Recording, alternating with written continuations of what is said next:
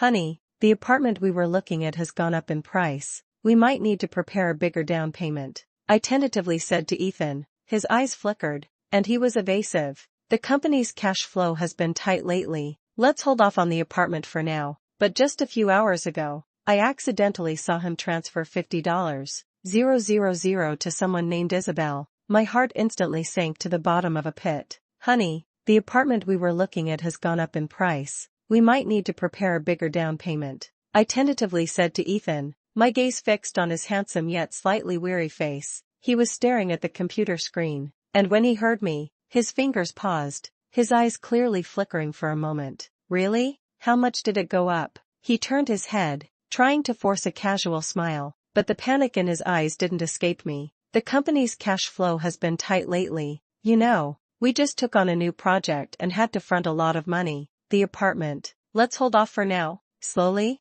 I sneered in my heart. Just a few hours ago, when I was helping him take a delivery call, I happened to glance at a push notification from his mobile bank, a $50,000 transfer, with the recipient note saying, Isabel. He said she was a lonely little sister from his hometown, whose parents passed away early, and he had been supporting her education and living expenses. But $50,000? We founded Apex Solutions together, struggling from nothing to where we are now, counting every penny twice before spending. I gave up afternoon tea and new clothes to save money, yet he could transfer such a large sum to his sister without batting an eye. This amount of money is enough to cover most of the down payment for the wedding house we had our eyes on, but now he tells me that the company is tight on cash and buying a house will have to wait. My heart instantly sank to the bottom of a valley, as if crushed by a huge stone, struggling to breathe. We were college classmates, started a business together after graduation, working day and night for 3 years before the company finally got on track. He was the technical core, I handled market development. We were partners fighting side by side, lovers planning to enter marriage. I thought there were no secrets between us, but this $500,000, like a poisonous sting, pierced through my trust. Ethan, I tried to keep my voice calm. I'm not unaware of the company's financial situation. This amount is not small for us. Did you transfer the money to Isabel as an emergency? His expression changed slightly, avoiding my gaze. Well, she recently had some family issues and needed it urgently. What kind of matter requires $500,000? I pressed, my heart pounding wildly in my chest, carrying a sense of foreboding. Matters concerning girls are quite complicated, so don't ask so many questions. He began to lose patience and reached out to pull me closer. Nan, we've come this far. Don't let something so trivial affect our relationship. Trivial? 500,000 is trivial? I broke free from his arms, a chill spreading from the depths of my heart to every limb. He didn't want to tell me the reason. He was lying. That younger sister Isabel is definitely not as simple as he made her out to be. I need evidence. I need to know the truth. The next day, I found an excuse to invite Olivia from the finance department for a meal alone. Olivia is my senior at school. I was the one who strongly recommended her to join our company. She is reliable and highly capable. Senior, recently the company's accounts. There haven't been any irregularities, right? I asked casually. Olivia took a sip of her coffee, glanced at me, and hesitated to speak. Chloe, there are some things I don't know whether I should say or not. She put down her cup, her expression turning serious. My heart jumped to my throat. You say it. There's nothing between us that can't be said. Ethan, for the past 2 years, he's been sending salary to an account named Isabel, $5,000 every month. Olivia paused, lowering her voice even more. Besides that, there have been several large transfers, including the $500,000 from yesterday. Altogether, it's about $700,000. All of it went through the company account. On the books, it's very concealed, but I checked the transaction records and confirmed it was accurate. 700,000, not 500,000, but 700,000. Using the company's money to support a woman. I felt all the blood rush to my head in an instant, my ears buzzing, and my vision darkening. The little sister he spoke of as fragile and pitiful, someone who needed support, was actually a woman he kept on the side with the hard-earned money we had worked for together. No wonder he always said he had to go on business trips out of town. No wonder he sometimes came home late at night. No wonder he kept delaying the matter of buying a house and getting married. All the doubts instantly connected into a line, pointing to an ugly and unbearable truth. Anger, humiliation, betrayal, all kinds of emotions overwhelmed me like a tsunami. I clenched my fists tightly, my nails digging deep into my palms, barely managing to maintain a calm exterior. I understand, senior sister. I took a deep breath, my voice trembling slightly from the effort to suppress my emotions. Thank you for telling me. Please keep this matter strictly confidential. Olivia looked at me with concern. Chloe, I'm fine. I interrupted her, my gaze cold and resolute. These past 3 years, you've seen how much effort I put into the company. I won't take a single thing that isn't mine, but I won't give up a single thing that belongs to me. I looked at Olivia. Senior sister, I might not stay in this company for much longer. I plan to start on my own. When that time comes, would you be willing to come with me? Olivia paused for a moment, then nodded firmly. As long as you need me, I am always on standby. Ethan, since you are merciless, don't blame me for being unjust. This play is about to end, but the ending, I'm afraid, is not what you want. In the following days, I acted like nothing was wrong, went to work as usual, handled my tasks, and even took the initiative to show concern for Ethan's hard work. He seemed to let his guard down, thinking I truly believed his story about being a younger sister. Behind the scenes, I began to quietly make my moves. I sorted through all my key client resources, privately contacted several of the most important and stable clients, subtly hinting at the possibility of going independent in the future, and received their tacit or explicit support. I also reached out to their families, the wives and children, sending carefully chosen gifts to maintain personal relationships. These would all be my capital for a future comeback. The intense workload and immense mental pressure caused my old stomach ailment to flare up again, often leaving me drenched in cold sweat from the pain late at night. But I gritted my teeth, swallowed a handful of stomach medicine, and continued organizing documents, refining my plan.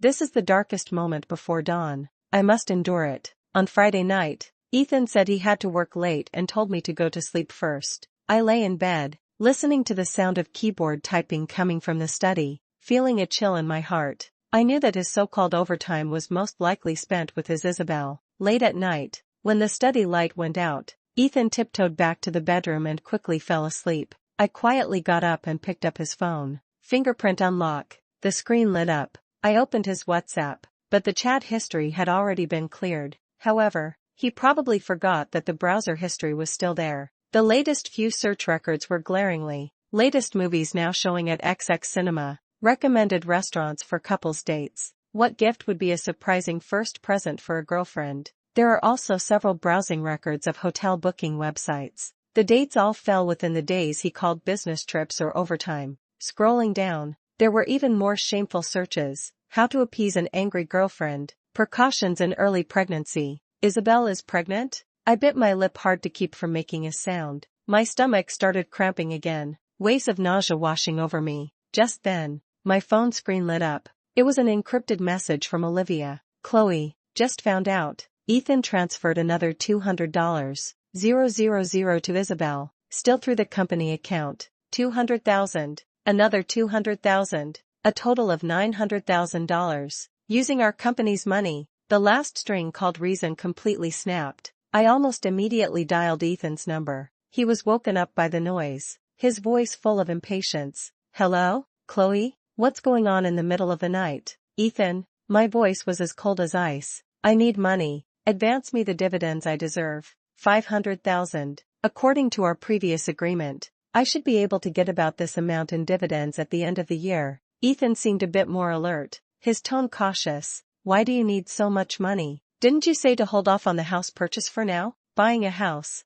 But my buying a house has nothing to do with you anymore. I spoke each word clearly. This money must be transferred to my account before 9 tomorrow morning. Otherwise, bear the consequences. Before he could react, I hung up the phone directly. I opened the wardrobe, took out the largest suitcase, and began packing my things. My clothes, bags, books, documents. Not a single thing was left behind. Just then, I heard Ethan's low voice coming from the study, his tone so gentle it seemed to drip with tenderness. A kind of affection I had never heard before. All right, no more anger. Tomorrow we'll go see the latest movie. Okay?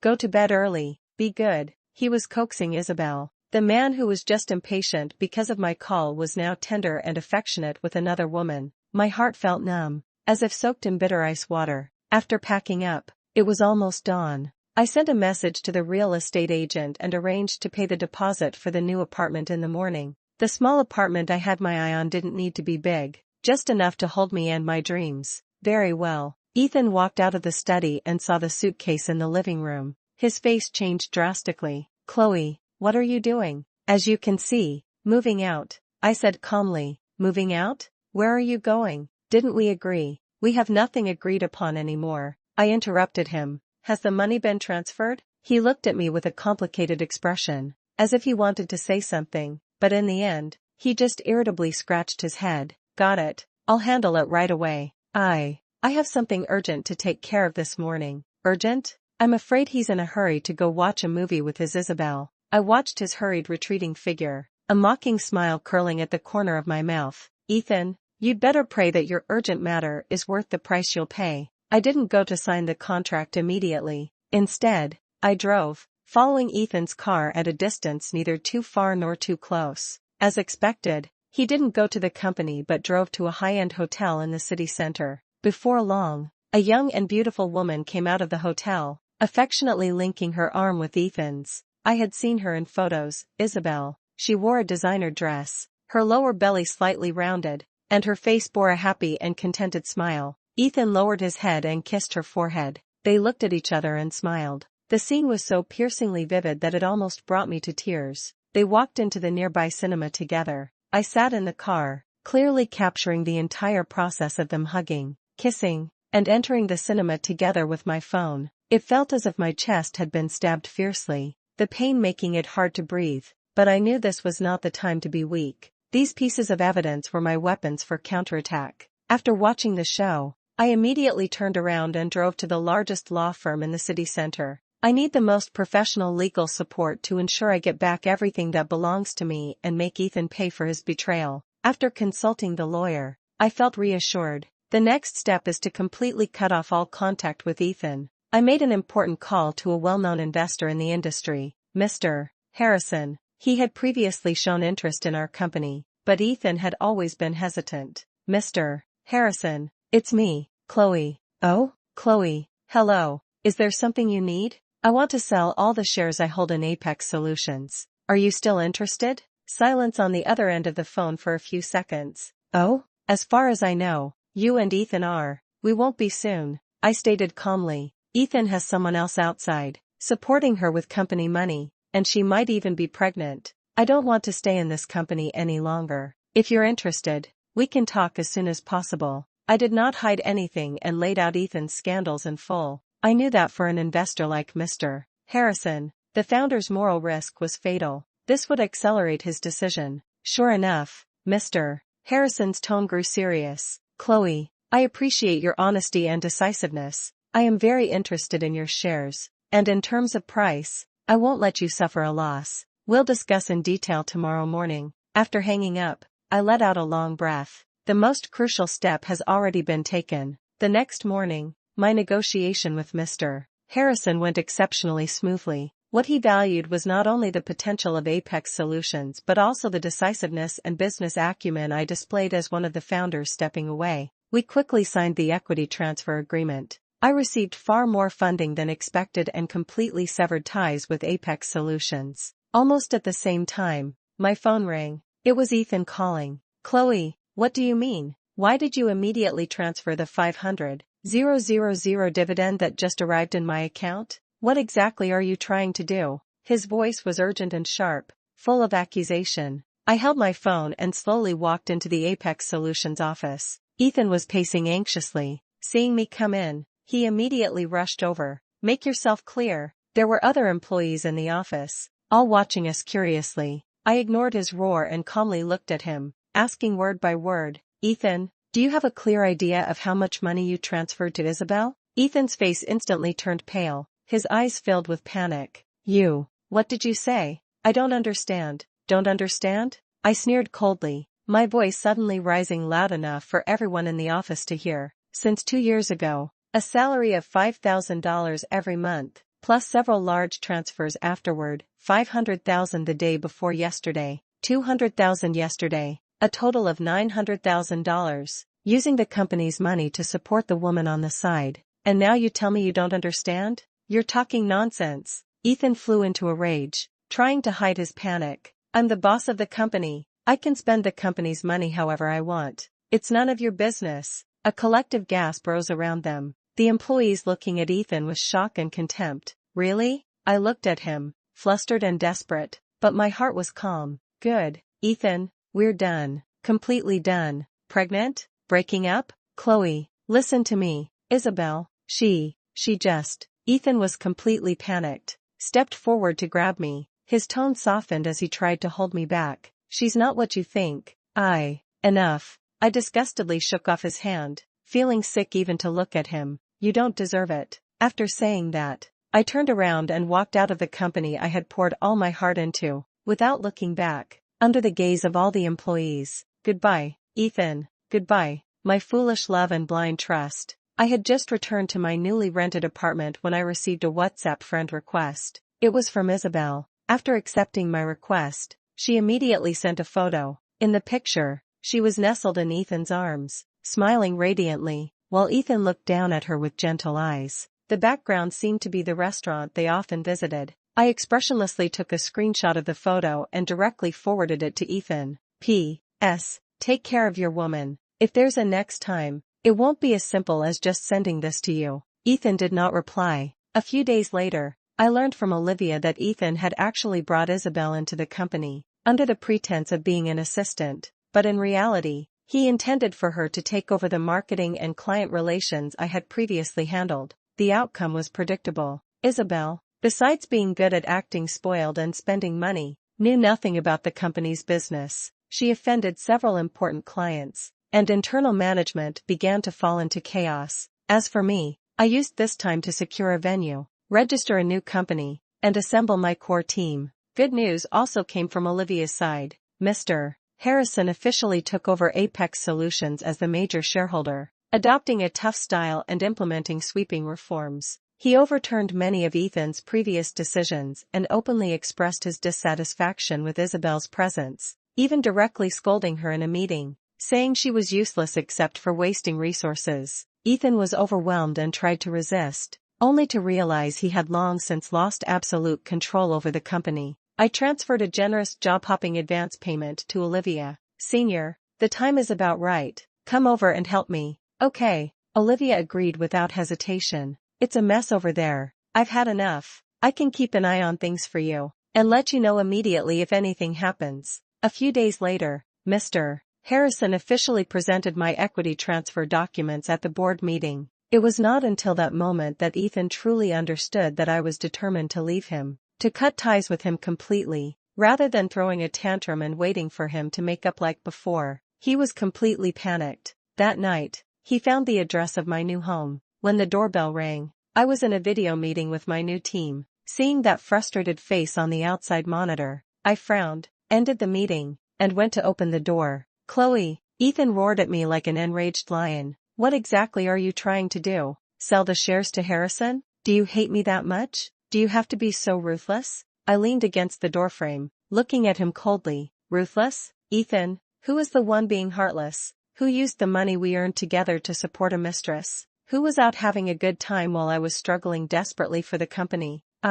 Ethan was at a loss for words, then grew defiant again. Even if I was wrong, you can't treat me like this. After all these years of our relationship. Relationship? I sneered. From the moment I found out you were using the company's money to support her, all that's left between us are accounts. Now the accounts are settled, and we owe each other nothing. Mr. Harrison is a good buyer. You should thank me for at least not ruining the company before leaving. You, Ethan trembled with anger. You'll regret this. Without me, what do you think you can do? Without me, you are nothing. Is that so? I sized him up and down, as if looking at a clown. We'll see. Now, please leave my house. I don't want to see that disgusting face of yours anymore. I slammed the door shut with a bang, cutting off his roar outside. Before long, my phone received a message from him. Chloe, you'll regret this. You will definitely come back begging me. I blocked him outright, too lazy to glance at him again. Regret? Those two words have long been erased from my dictionary. I began to devote myself wholeheartedly to preparing my new company, Stellar Corp., venue renovation, equipment procurement, staff recruitment. Everything proceeded in an orderly fashion. However, within the industry, the news of me going solo was generally met with skepticism or even disdain. Many people believe that Apex Solutions' success is mainly due to Ethan's technical skills, and that I am just a figurehead responsible for external communications. Without Ethan, without Apex's platform, I, Chloe, am nothing. Some even gossip behind my back, saying that I was dumped by Ethan and had no choice but to start my own business, and that it's uncertain whether I can survive past 3 months. I turn a deaf ear to these rumors and slanders. I know the best way to silence doubts is to achieve results. My goal is clear: to secure the commercial real estate project in the newly developed area of the southern part of the city. This is a huge opportunity and the best chance for me to make Stellar Corp's name known. The person in charge of this project is a powerful woman from a large real estate group, Ms. Adams, known in the industry as Linwood. She has a sharp eye and is extremely difficult to deal with. I spent a great deal of time and effort studying her preferences and past cases, creating more than a dozen different proposals for the Southern City project. Striving for perfection, I scheduled the opening ceremony of the new company for next Wednesday and sent an invitation to Linwood, hoping to have an in-depth discussion with her on the day of the opening. The day of the opening ceremony was bright and sunny. I wore a sharp white suit and stood at the newly decorated company entrance, welcoming guests. However, as time passed by the minute, none of the important clients who were supposed to attend showed up. My assistant quietly told me that after making several calls, they all found various excuses to decline. I knew in my heart that behind this, Mr. Harrison, or perhaps Ethan, who still harbored illusions, was scheming in the shadows. They wanted to give me a warning and see me embarrass myself. The assistant was flustered and pacing anxiously. Sister Chloe, what should we do? I took a deep breath, my face still wearing a calm smile. Don't worry, what is meant to come will come. Just then, a black Bentley pulled up in front of the company. The car door opened, and out stepped Ms. Adams, Linwood. She was dressed in a well-tailored suit, exuding a powerful aura. I immediately stepped forward. Ms. Adams, welcome to Stellar Corp. Linwood's sharp gaze swept across the somewhat sparse venue, then returned to my face. Chloe, I really admire your courage. Thank you for your compliment. I smiled slightly and stepped aside to lead her into the conference room that had been prepared in advance. The project proposal is ready. I hope it meets your expectations. Over the next 2 hours, I laid out my understanding of the Southern City plot, the innovative business model, the detailed execution plan, and the resources I could mobilize, all without reservation. Before Linwood, I did not show any signs of weakness despite the quiet atmosphere. Instead, I remained calm and confident. I told her that choosing Stellar Corp, was not just about selecting a plan, but about choosing a future full of drive and infinite possibilities. Linwood listened quietly the whole time, occasionally posing sharp questions, all of which I answered fluently. When I finished speaking the last word, the conference room fell into complete silence. Linwood looked at me, a hint of admiration flashing in his eyes. Chloe, you have truly impressed me. For this project, I have decided to collaborate with you. Success. I suppressed the excitement in my heart and reached out my hand. Ms. Adams, it's a pleasure to work with you. Pleasure working with you. Linwood shook my hand. As Linwood and I walked side by side out of the conference room, announcing to the few guests and media present that Stellar Corp would jointly develop the Southern City plot with the Linwood Group, the entire industry was shaken. It was like a thunderclap out of a clear sky. No one expected that I, who was considered a vase who is nothing without a man, would land such a major project on my very first day working solo. The news spread like it had wings. Soon, an unexpected person appeared at the company entrance. He looked much more haggard, his hair messy, his suit a bit wrinkled, and his eyes bloodshot, no longer carrying the vigor and spirit of the past. He had obviously heard the news and rushed over in a hurry. He rushed up to me, his voice hoarse. Chloe, that project in the south of the city, how could you possibly have secured it? Why would Linwood choose you? I looked at his disheveled state and found it laughable. Why not? Ethan, are you overestimating yourself and underestimating me? No, this project is too risky. You can't handle it on your own. He tried to dissuade me, a trace of barely noticeable panic in his eyes. "Chloe, listen to me. Give it up. Come back to me."